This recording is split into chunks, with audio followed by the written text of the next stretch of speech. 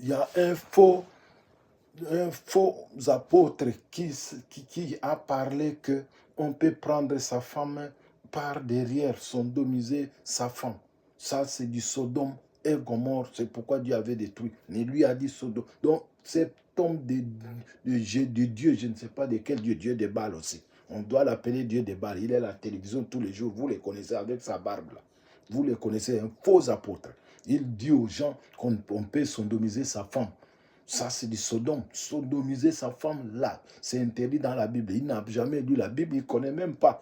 Puis il ne peut pas parler français aussi. Il a appris comme ça la sauvette. Et puis il passe à la télévision parce qu'il y a des femmes qui payent la télévision pour lui. Donc il est en train de dire même que, donc, à Mongolie, là-bas, là, ce sont les femmes qui vont aller prêcher là-bas. Ces gars, ces messieurs, on doit les maudire au nom de Jésus. Ces faux apôtres-là, il doit vraiment être maudit, doit être vivant jusqu'à ce qu'il va souffrir. Parce qu'il enseigne des faux, ce qui n'est pas vrai.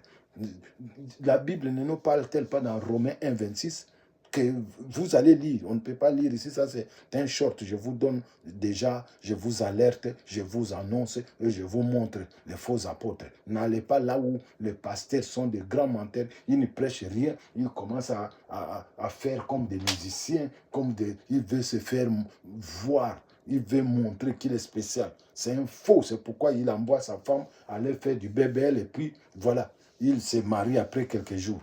Ça, c'est un faux. Vous ne devez pas l'écouter, mais si vous l'écoutez, vous devez le maudire. Frère, je vous dis, quand vous voyez votre frère dans les péchés, il faut aller vers lui, lui dire, tu es dans les péchés. C'est Jacques 2, le verset 10, qui nous dit. Vous devez reprendre ces gens-là. Mais vous devez aussi comprendre que les faux apôtres sont décriés déjà dans la Bible, dans 2 Corinthiens 11, le verset 13. Vous devez lire vous-même. Vous devez comprendre ça. Vraiment, si vous parlez de l'Éternel, sachez que l'Éternel n'est pas un nom. L'Éternel, c'est celui qui n'a ni début ni fin. Vous allez voir ça. Mais on a parlé de l'Éternel déjà dans Ésaïe 44. Vous allez prendre ça 44, peut-être 6 à 7. Vous partez là-bas pour bien comprendre. L'Éternel, c'est Jésus-Christ. Le roi d'Israël, c'est Jésus-Christ.